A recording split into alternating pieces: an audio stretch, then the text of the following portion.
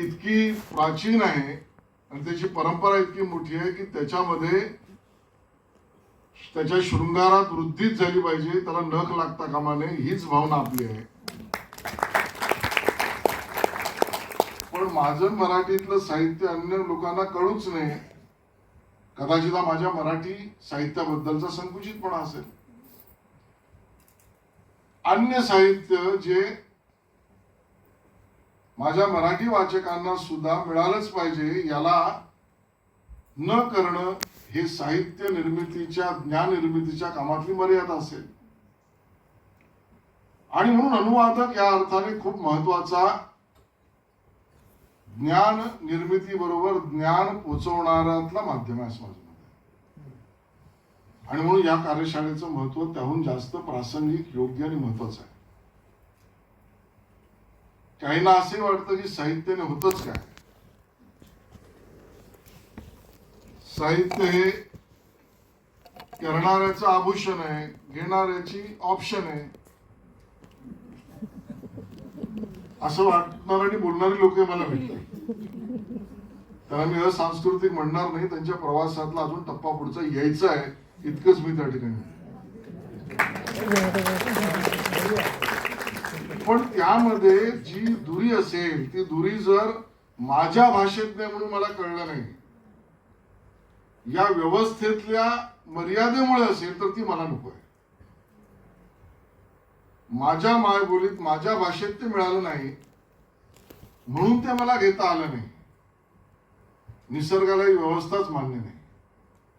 माझा दावा आहे निसर्गाने सर्व व्यवस्था अशा निर्माण केल्या की ज्याची गरज आणि ज्याच्या उणीव आहे त्याला विविध माध्यमातून ते देणं याची व्यवस्था केली आहे. घेणाऱ्याने आणि देणाऱ्याने दोघांमध्ये काय म्हणू आपण मिसिंग लिंक नको हे बघण्याचं काम उत्क्रांतीच्या नियमाचं आहे. मला हेच या ठिकाणी म्हणायचं वाटतं की ज्याला ज्ञान हवं, ज्याला ते मिळण्याची इच्छा आहे त्याला हा मला बहाणा द्यायचा नाही की ते माझ्या भाषेत नाही. आणि म्हणून अशा बहाणेबाजांवर प्रतिहल्ला करणारे तुम्ही मावळे आहात.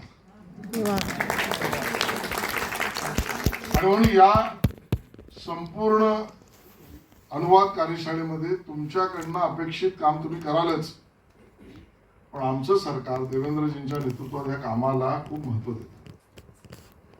होय, पुरस्काराची योजना आहेच, बरोबर आहे ना निंबाळकर? अनुवादकांना पुरस्कार आहेच.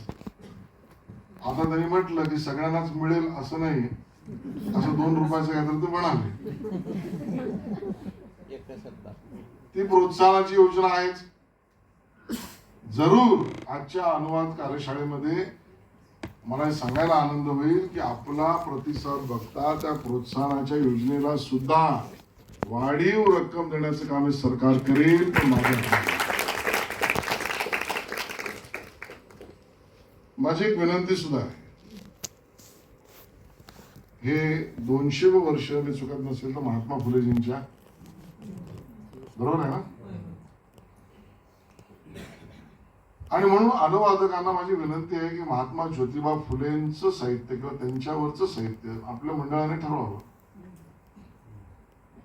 मराठी भाषेने त्याला मदत करावी, विभागाने म्हणजे. आणि मग ते महात्मा ज्योतिबा फुलेंवरचं किंवा त्यांनी निर्माण केलेलं साहित्य एक या सर्व हिंदी, सिंधी, गुजराती, संस्कृत, तेलुगू, बंगाली, गोरबंजारा या भाषेत करण्याचं काम आपण करावं. त्यासाठी लागेल का मराठी भाषा विभाग आम्ही म्हणून करू.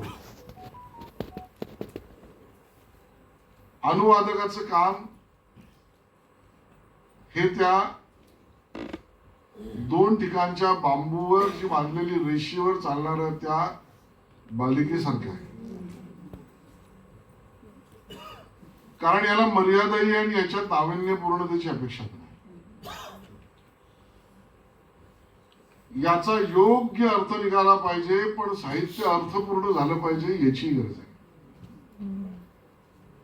यात मूळ लेखकांवर न्याय करायचा आहे, पण स्वतःच्याकडच्या असलेल्या विलया शक्तीचा अतिवापर करायचा नाही. आणि म्हणून या अर्थाने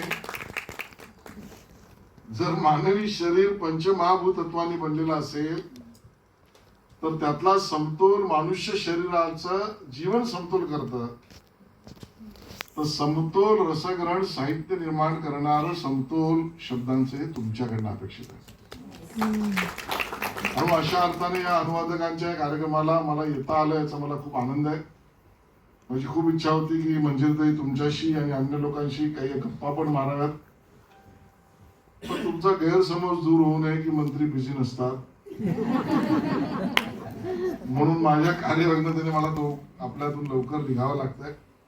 पण कधीतरी पुन्हा आवडेल आपल्या सगळ्यांबरोबर चहा प्यायला. ही कार्यशाळा